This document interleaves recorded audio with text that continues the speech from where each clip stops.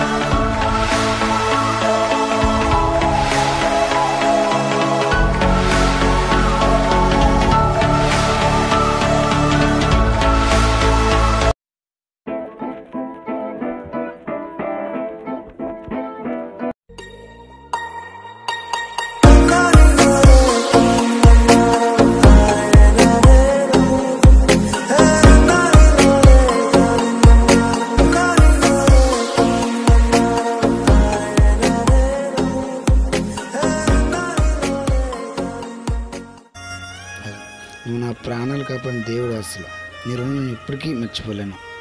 నువ్వు నా దగ్గరికి మళ్ళీ వస్తావని చిన్న ఆశతో నీ నీటిలోకి మళ్ళీ వదులుతున్నా. నా కోసం వస్తావని వెయిట్ చేస్తూ ఉంటాను. జాగ్రత్తగా ఉండు, ఓకేనా? బాయ్. అదిరా బాగుంది మా ఇద్దరి మధ్యన. ఇప్పుడు చెప్పండి, దీన్ని తీసుకెళ్ళిపోదామా? కూర వండుకొని తినేస్తామా? మీరు కూడా ఫీల్ అవ్వాలి కదా, చెప్పండి ఇప్పుడు. సారీరా బావా, సారీరా, ఇలా అయింది మాకు తెలియదు కదరా, అందుకే అలా ఫీలింగ్స్ మీరు అర్థం చేసుకున్నారు కదా. యాక్చువల్గా నిజంగా తెలియదు ఇలా అయిందనేసి. ఎవరైనా చేప అంటే తినడానికి చూస్తారు కదా. ఓకేరా, ఓకే బాయ్ రా. డైలీ ఎక్కడే కదా నేను చూడండి, ఎన్ని రోజులు నేను గుర్తు రావాలి. ఈరోజు వచ్చావు కొత్త 4 రోజులకి, ఇంకా నేను అవ్వలేదు. ఈ రోజు నుంచి మన ఇద్దరం బెస్ట్ ఫ్రెండ్స్, ఓకేనా?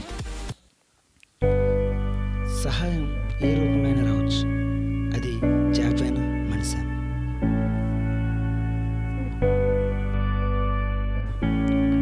అందుకే ఎవరిని కించపరచరాజు, అదేవిధంగా మనకు సహాయం చేసేవారిని మరవరాదు.